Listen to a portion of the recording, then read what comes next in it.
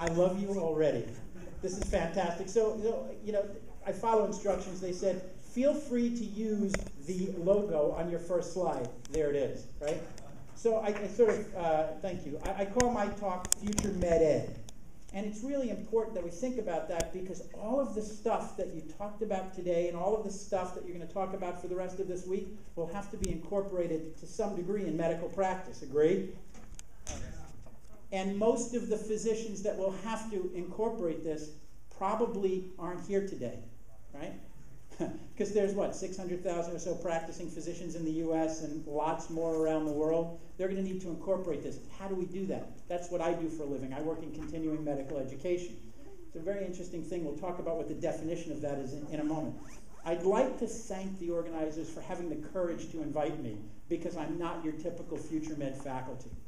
And I want to talk a little bit about cultural competence. See, Daniel's been very insulting to the Canadians. Agree? Canadians, raise your hand. You're a very obedient group. What was that? You're too polite to complain. You know, remember that compliment I gave you about your good talk? Take it back. Okay, so just 2 weeks ago, I was in Banff, Canada. Anybody ever been to Banff, Canada? Wow, you guys are just excited about a city, right? It was absolutely gorgeous there. And so I was speaking to the Canadian Association of Continuing Healthcare Education, and I said, all right, let me show you what I think the typical Canadian looked like when I was a kid. And this is what I showed them, right? So who is that? Dudley Do-Right. All right, Dudley Do-Right, right? Hi-ho, Dudley Do-Right here, and my trusty Steed, right? And what was his girlfriend's name? No, fantastic, great, a very smart audience. I always try to get a competence check when I begin. So little did I know that there was a Mountie in the audience who, by the way, if you look closely, is Dudley Do-Right. Look at this man's face. He is the human, older version of Dudley Do-Right. He was not happy, and someone was there to snap the picture. I kid you not, he was not happy. So you have to think about what you're saying before you say it. Agree? I clearly don't. Just a note on my background. I'm not going to read you this. This is just to tell you that there probably is a reason that Daniel invited me here. I've been very involved in continuing medical education for the last 17 years. I teach in 2 different things in 2 different health systems in New York. I teach emergency medicine, and I teach healthcare communications. Clearly, I can't say it, but it's something that's important, and CME is very important to me. All right, so here's the thing. How many of you have an iPad with you right now? How many of you with the iPad are connected to Wi-Fi? How many of you have the app Hollergram, Hollergram? Get it during this presentation, because you can put things up and show me what you think, right? It's a really cool app. Or you could say, I've unfollowed you already. I mean, there's really great things in the app that you could do. So it makes it interactive. I'm very happy to see whatever you have to say. It keeps you engaged. Hollergram, Hollergram. I see you all going to the App Store right now. This is fantastic. I do that so you don't have to listen to the rest of the crap I have to say. So when I heard what the topic was, it made me think about this book. Anybody ever hear of this book? A Funny Thing Happened on the Way to the Future? Well, it's by Michael J. Fox, and clearly he's had some challenges. It's a worthy read, right? Canadian, eh? Oh. Perfect for the front row, thank you. I'm originally from Brooklyn, and we say A in every sentence too, but we say, hey, how you doing? So we put it at the beginning, Canadians put it at the end, it's all the same. But I really was thinking about a title, and this is the title, A Funny Thing Happened on the Way to the Future. We don't know what's going to happen along the way. We have to be able to act based on what happens, right? So here's a question for you. Do not shout out answers now. I will ask you this again later. This is the pre and post test, right? How is medical education like stand-up comedy? Think about it. You can't Google it. The answer isn't on Google. But there is an answer to it. So now I'm going to turn it around for a minute. What is medical education, folks? When I say medical education, what do you think about? Volley. Huh? Volley. Okay. What else? Experience. Experience. What else? Books. Oh, I got a good slide on books. What else? Discipline. Discipline. Clearly not exhibited here. Up to date, timely, good. What about format? Arduous. Hoo-ha? Long and arduous. Long and arduous. Thank you, third-year medical student. Boring? Maintenance of licensure. We're going to come back to that one. And what was that? Maintenance of licensure. He's got the hologram. Zzz. Right, so that's medical education. Boring. I think you're right. Ongoing, continuous, absolutely. So all these things are important. And when you think about the formats of medical education, what do you think of? Text, video. Number two, pencils. Interactivity, rote memorization. There's two ends of a spectrum, right? Interactivity and rote memorization. That's interesting. Okay, so then, what is CME, continuing medical education? What does that mean to you, especially practicing docs, past residency, and fellowship? Pharma-sponsored. Pharma-sponsored, absolutely. First thing that comes up in every conference. We got a slide about that. What else? Who? Skiing. Golf. Boondoggles. Unexpected. What else? Required. So, I love that answer because even if it's horrible education, you have to sit through it, right? We're going to talk about that. Thank you. Just so you know, CME is not pornography. And you're sitting there going, really? Hey, I love it. One guy using hologram. Yes? Really? It works. You're also allowed to speak, though. Why do I say CME is not pornography? I'll give you 5 points and the ability to move on to the next round if you could give me the answer to that question. Not as fun. Not as fun as pornography. You've never been to my CME courses. It's not addictive. It's not addictive. Well, you know, some CME is addictive, but pornography is certainly addictive. Okay, again, unexpected. It depends on the internet. You don't know it when you see it. You don't know it when you see it? Raise your hand if you don't know pornography when you see it. Okay, there's a workstation in there. It's the one with the 2 iPads and the hood. Okay. I put that up there because when I first started talking about eCME, electronic CME, I think it was eHealth Europe 2001, I put the search term CME in Google. And 7 out of the first 10 were pornographic websites. You're saying, how is that possible? How can I get credit for watching pornography? That's not what it was. It was Janice see me, Mary see me. The nice thing is when I put CME in Google now, I don't find that anymore, and believe me, I tried. Right? It's because I wanted to put it up on the slide, and I can't find the slide that I used back then. But it is important to note that we've seen an evolution, that there is medical education on the internet, and you can find it. Now, practicing docs, do you search for CME on the internet to try to find it? No, most don't, and the survey shows that. Just to give you a sense of CME and sort of the business behind it. This is the 2009 ACCME, the organization that collects all the data on CME in the US, to show how many physician participants were. You can see that internet enduring CME had more participants than any other form of continuing medical education, and it grew from 2008 to 2009, and I fully expect that it will grow when the next report is released in 2 months.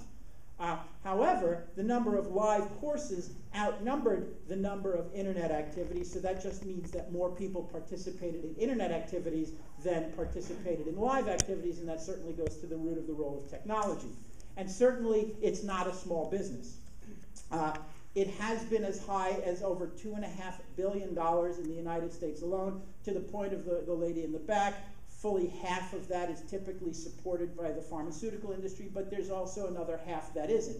But that's a little misleading because that other half also counts exhibits and sponsorship and things like that. So there's a lot of support, and we had a conversation over dinner tonight that physicians expect that their CME is going to be for free, and it's probably the only profession where the professionals expect and anticipate that all of their continuing education will be free. There was supposed to be sound with this one, guys. So when I think of medical education, I think of 2 continuums. I think of the patient care continuum, and I think of the educational continuum. The patient care continuum is pretty interesting. It's the journey of a patient, right? A lot of medical education that's out there focuses on a specific disease or focuses on a specific treatment of a disease and doesn't focus on the patient.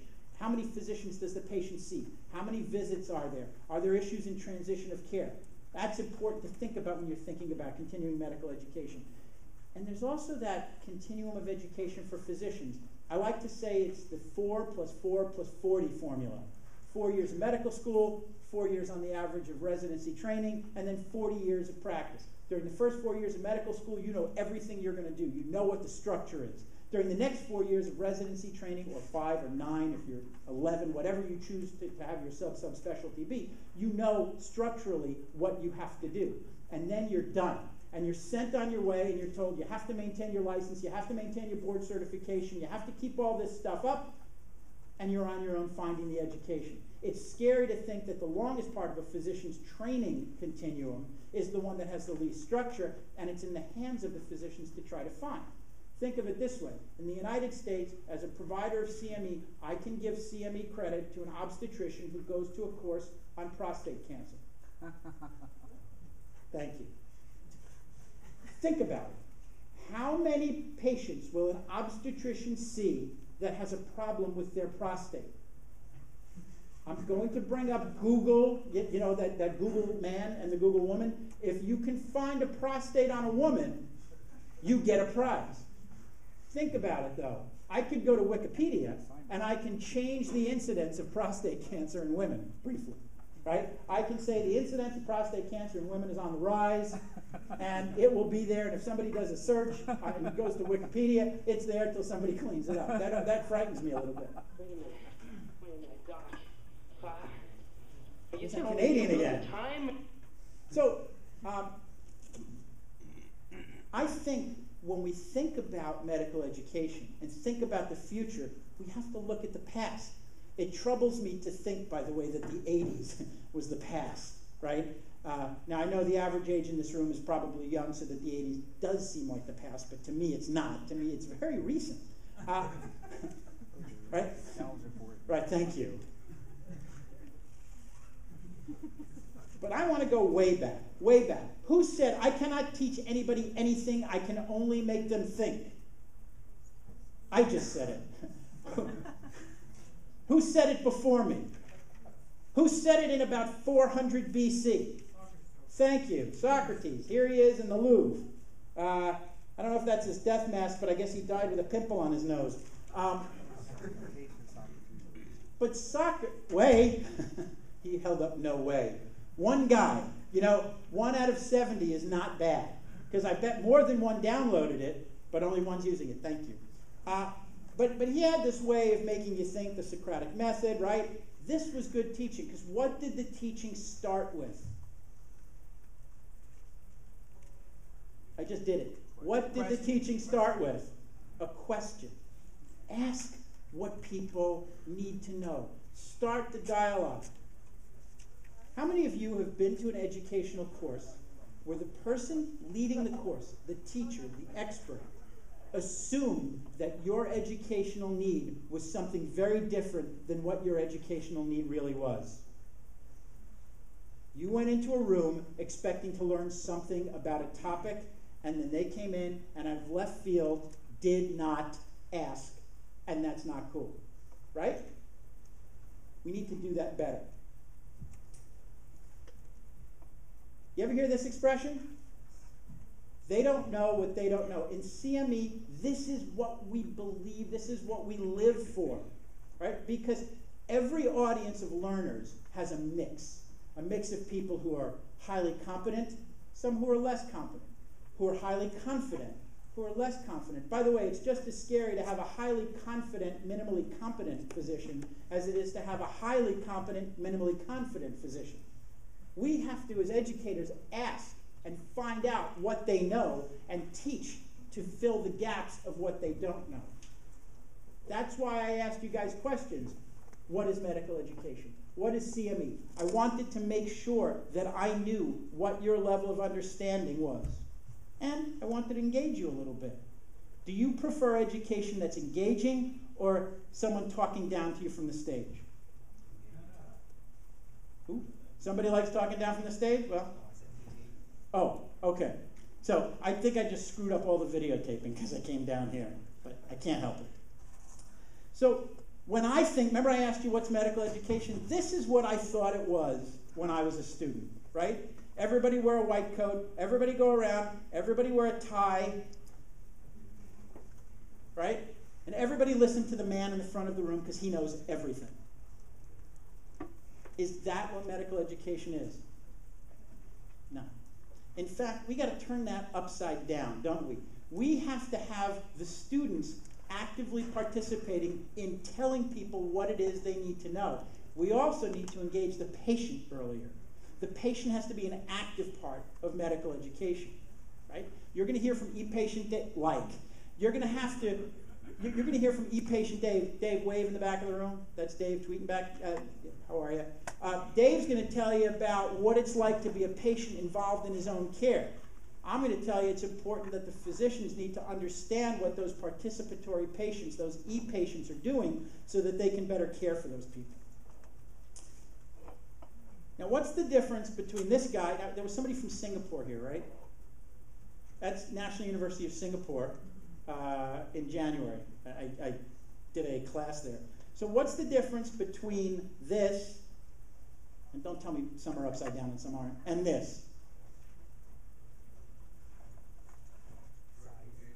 Size, engagement, absolutely. Small group sessions, involvement, problem-based learning, people writing things down, people interacting with one another, learners interacting with one another. Not a bad way to do it. Okay. Who said books when you think of medical education? So this is the textbook that I used, right? So I just wanted to find a picture of the textbook that I used to use in a lecture last month, and I came across an eBay listing of the textbook that I probably paid $126 for. Look at the price that it was listed at, the starting bid. 5 cents. Look at the number of bids and before the auction closed. So nobody would pay 5 cents for what was the premier textbook of internal medicine in 1991. What does that tell you? That people don't need books anymore. Well, you're saying that people don't need books anymore. Things change. They become obsolete. Information that is in the book is available somewhere else. Information that's in the book is available somewhere else, but I would argue that I don't think I want the information that's in that book, right? That's why nobody bought it. Best practice in 1991 probably isn't best practice in 2011. Yet there are a lot of physicians, community-based physicians, who are practicing based on the way they were trained rather than what the best practices are. That's where medical educators have to assess and understand and teach to close those gaps. Quick note, there's a new medical school opening up on Long Island, New York, where I live. It's the Hofstra North Shore Long Island Jewish Medical School. First class this year. It's an innovative curriculum. They have the first 100 days and the second 100 days. They're involving patient care from before day one. Every single student becomes an EMT and rides on an ambulance before they have their first class in medical school. From their first day in medical school, they're involved in patient care, and it's a really interesting curriculum. I think we, all along the continuum of medical education, especially in continuing medical education, could learn from this so that we see where patient involvement should be. Because shouldn't medical education, continuing medical education, lifelong learning be focused on improving patient care and improving patient outcomes? How can we do that if we don't include the patient when we design, develop, and implement the education? Doesn't happen. Here's a question for you. Where does technology fit in medical education and CME? Yeah? Interactive content, videos. Interactive content, video. Simulation. Simulation. Accessibility. Rounding. Communication. Anybody else? Same three people are popping stuff out. What's that? Distribution. Collaboration. I like that one. Internet point of care. Internet point of care. She's a ringer. She's a CME person. Money. Can you expand on that a little bit? I think I know what you mean, but tell me what you mean. The way, for example, medical students, residents, whoever, that the amount of information they can access now is not as expensive as it was before. They can go in just and download applications, download pharmaceutical things, Harrison, whatever you think. I mean, it's going to be there, so they can access very quickly. Sharing information without the doctors asking them, so it basically saves money for all the people. So I think that's a very valuable point. Yeah. These are related. One is capturing observation, but the other one is doctors like me. There's a patients like me, but what about a doctors like me? So sort of social use of social media or social networking, interactivity, like-minded people. More than that, something that is literally in time, real time. Once I do electronic prescribing, whatever it is. What are other doctors that have similar patients? What are they doing? Okay, I like that a lot. I think that's a great idea. Yeah. Fits in their workflow. Fits in their workflow. All right, so what most of you have focused on is the delivery of the education, but there's other points along the continuum. We can assess educational needs. We can interact with the learners long before we develop the educational content. We can find out what content they need. So before we spend lots of money, maybe pharma money, but lots of money to develop educational content, let's make sure the content that we're developing is relevant. And we're doing that in pre-real time, right? There is some real-time stuff, but pre-real time. But you focused on the content. I always show this. This is a CME activity that was online. It was a 2-hour course, text only, on hepatitis B online. There were 10 learning objectives. I'm going to read you the first one.